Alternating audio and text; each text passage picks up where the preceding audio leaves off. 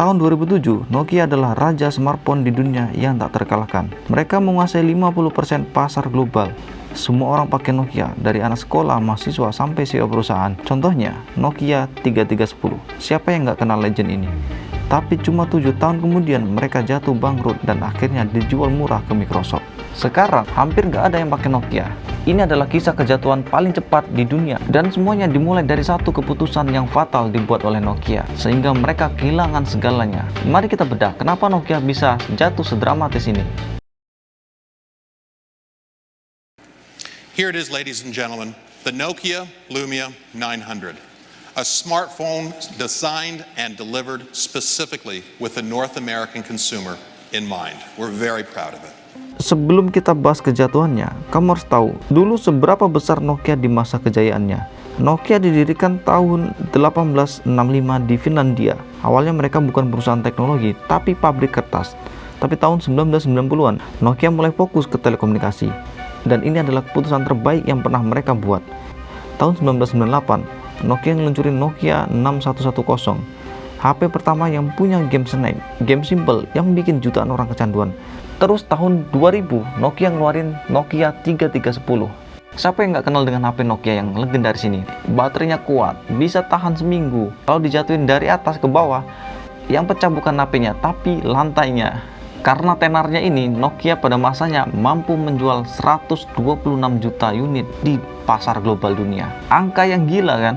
Tahun 2000-an awal, Nokia ada di mana-mana. Hampir semua orang punya Nokia. Market share mereka 40-50%. Itu artinya, kalau ada 10 orang beli HP, 4-5 orangnya beli HP Nokia. Kompetitor seperti Samsung, Motorola, Sony Ericsson itu jauh banget ketinggalan pada waktu itu. Bahkan ada periode di mana Nokia bisa memproduksi 1 HP per detik.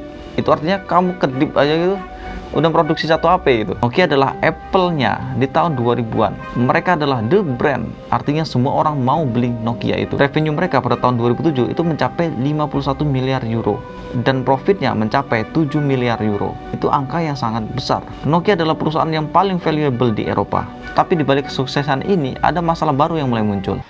Every once in a while, a revolutionary product comes along that changes everything. 9 Januari 2007, Steve Jobs naik ke panggung Macworld Conference di San Francisco dan dia bilang kalimat yang mengubah dunia teknologi selamanya. But what we're going to do is get rid of all these buttons and just make a giant screen. A giant screen.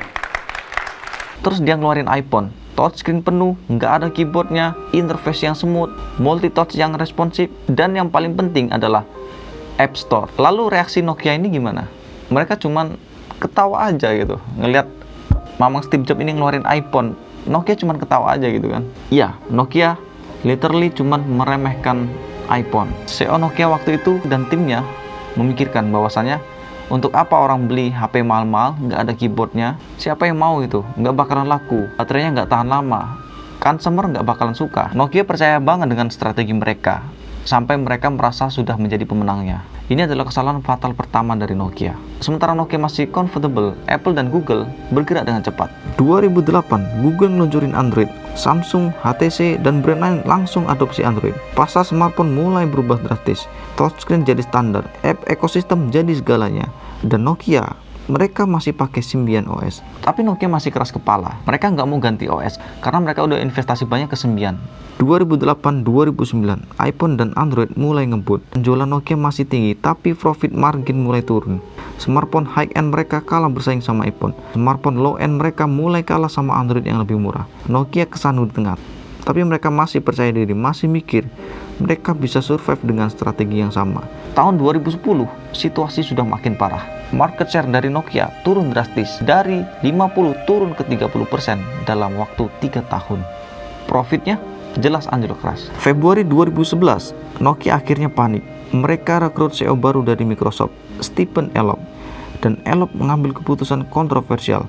Nokia abandon Symbian. Mereka partnership sama Microsoft. Pakai Windows Phone sebagai OS utama. Banyak yang bilang langkah ini adalah langkah depresi. Kalau dipikir-pikir, memang ini adalah langkah yang sangat frustasi atau langkah terakhir. Tapi masalahnya, ini udah terlambat. iPhone dan Android sudah mendominasi. Developer sudah banyak sekali invest untuk waktu dan resource untuk Android dan iOS. Windows Phone nggak ada yang peduli. User malas buat beli Nokia Windows Phone karena nggak ada app yang mereka suka. Instagram nggak ada, Snapchat nggak ada, game-game populer nggak ada.